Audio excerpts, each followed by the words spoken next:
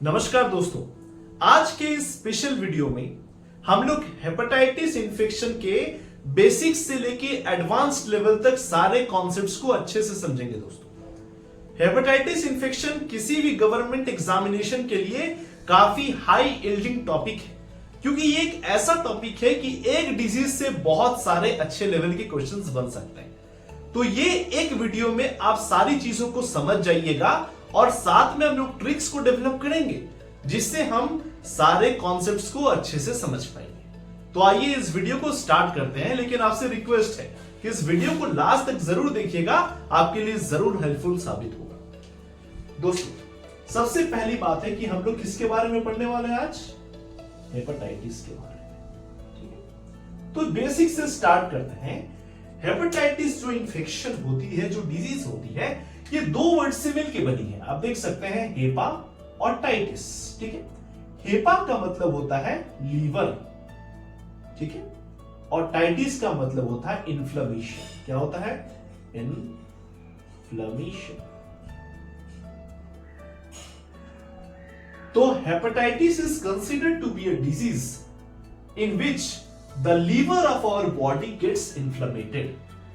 तो first point हमें याद रखना है कि हेपेटाइटिस जो डिजीज है हमारे बॉडी के किस पार्ट को इंपैक्ट करता है? वो बॉडी के लीवर को इंपैक्ट करता है। Hepa means liver and titis means inflammation. So inflammation of the liver is referred as hepatitis. ठीक है दोस्तों, अब देखिए दोस्तों, कॉम्प्लिकेटेड कहां पे चीजें बनती है उसे समझते हैं। हेपेटाइटिस इन्फेक्शन के जो टाइप्स होते हैं वो टोटल 5 टाइप्स होते हैं। हम लोग इसको लिख लें टाइप्स। ठीक है, ए, बी, सी, डी और ई। अब ये टाइप्स के जो कॉजेज हैं, ये सारे टाइप्स ऑफ जो वायरस हैं, सारे टाइप्स ऑफ जो इंफेक्शन है, ये सब क्या है? कॉज की बात करें तो ये सब क्या है? ये सारे आपके वायरल इंफेक्शन है। क्या है? Viral infection.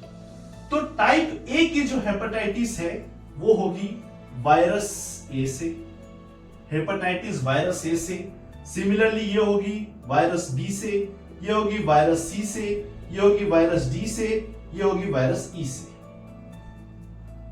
यहां तक तो चीजें सिंपल है, लेकिन कॉम्प्लिकेशन स्टार्ट होती है आपकी थर्ड लेवल ऑफ अवेयरनेस से कि ये हमारे बॉडी के अंदर ये इंफेक्शन आती कैसे है। That is the point of concern, जिसे हम लोग कहते हैं मोड ऑफ ट्रांसमिशन। अब ये बहुत कंफ्यूजिंग है दोस्तों, और यहीं से हमें केयरफुल रहना है, क्योंकि यूपीएससी या कोई भी स्टेट पीसीएस इस पॉइंट से क्वेश्चन बनाना स्टार्ट करेगा आपके लिए। अब देखिए दोस्तों, ट्रिक्स मैं आपको पहले बता दूं ताकि आप कभी कंफ्यूज ना करें।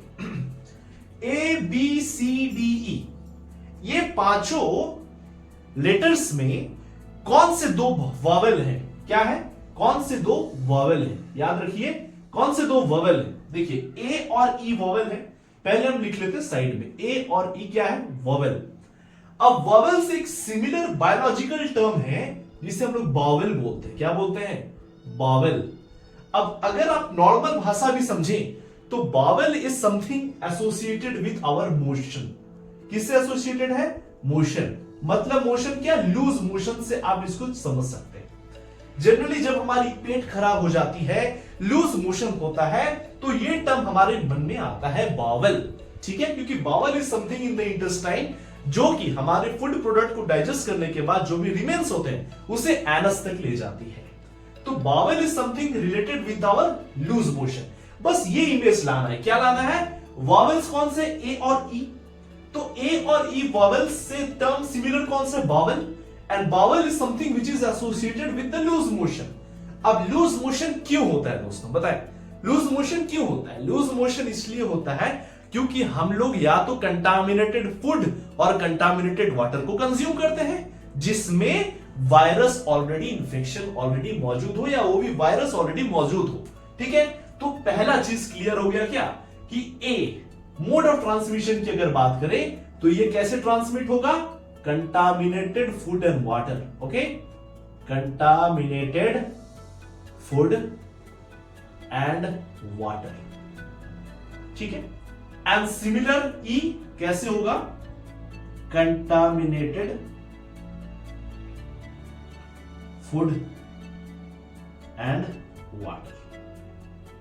ठीक है दोस्तों, अब आप कभी कंफ्यूज नहीं कीजिएगा कि ए और ई ही ऐसे वायरस, हेपेटाइटिस वायरस इंफेक्शंस है जो कि आपके गंदे पानी और फूड कंज्यूम करने से होती है, जो कि ऑलरेडी वायरस से और वायरस ई से इंफेक्टेड है।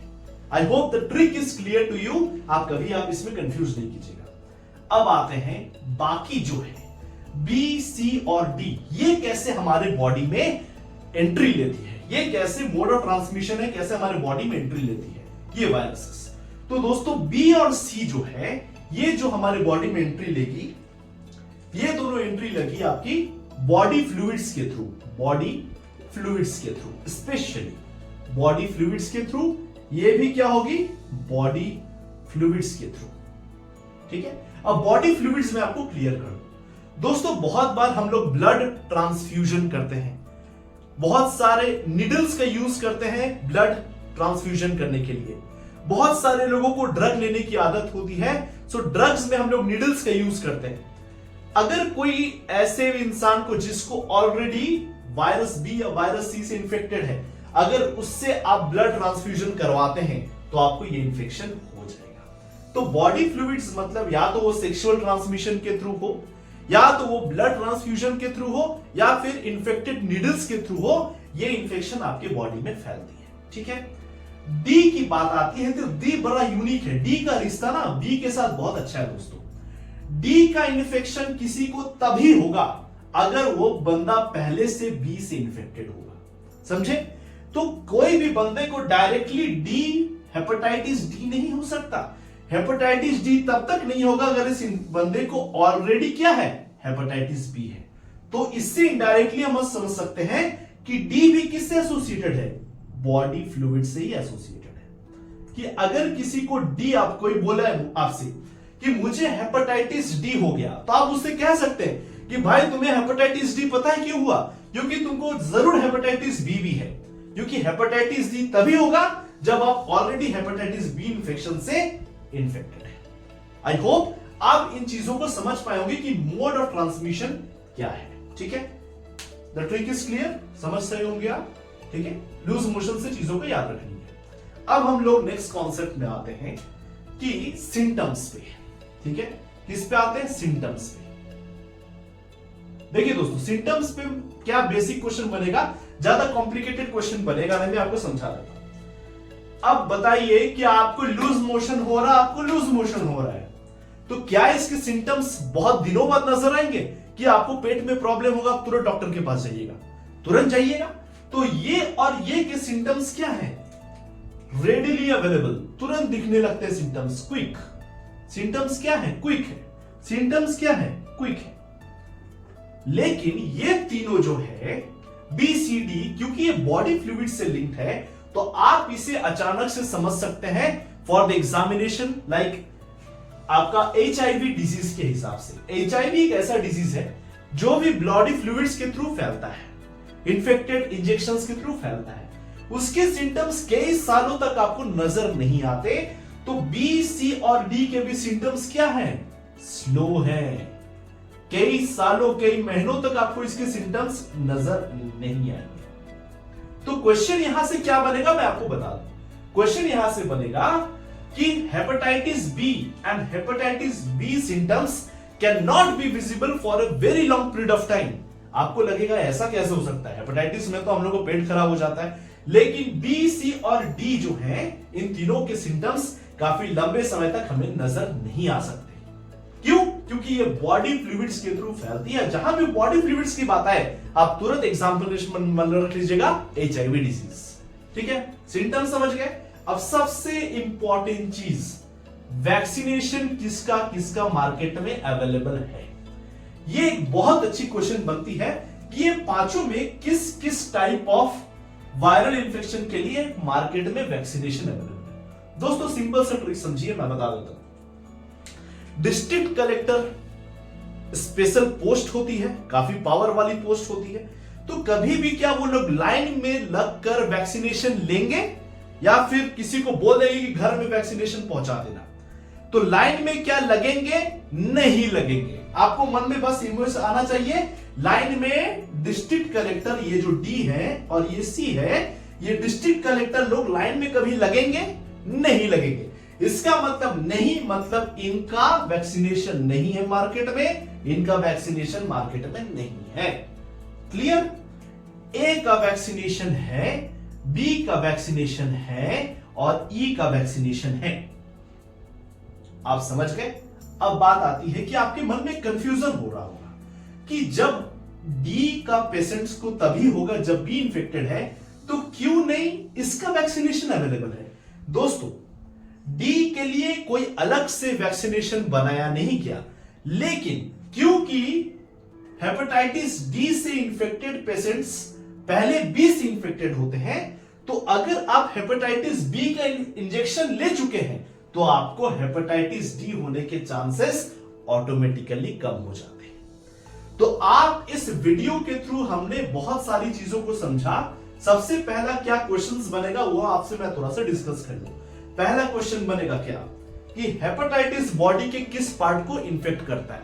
आप बोलेंगे लीवर का इन्फ्लेमेशन है। सेकंड क्वेश्चन बनेगा hepatitis is a bacterial disease, आप बोलिएगा नहीं, ये क्या है? ये वायरल डिजीज है। थर्ड क्वेश्चन बनेगा कि hepatitis A and hepatitis E generally spread through contaminated food और वाटर, आप बोलिएगा बिल्कुल सही। हेपेटाइटिस बी, सी और डी बॉडी फ्लूइड्स के थ्रू फैलती है, सिमिलर टू लाइक एड्स।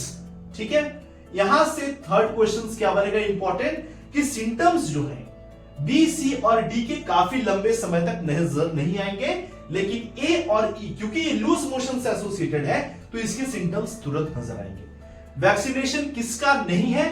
तो डिस्ट्रिक्ट कलेक्टर लाइन में नहीं लगेंगे तो इनका वैक्सीनेशन नहीं है, इनका वैक्सीनेशन अवेलेबल है।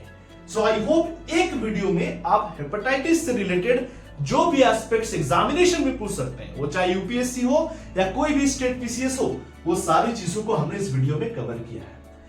ऐसे और इंफॉर्मेटिव वीडियोस के लिए और अगर यूपीएससी का सिस्टमेटिक तैयारी करना चाहते हैं तो हमारे चैनल को सब्सक्राइब जरूर कर लीजिएगा। दोस्तों, आज के लिए इतना ही, मिलते हैं अगले वीडियो में। अपना ख्याल रखें। जय हिंद, जय भारत।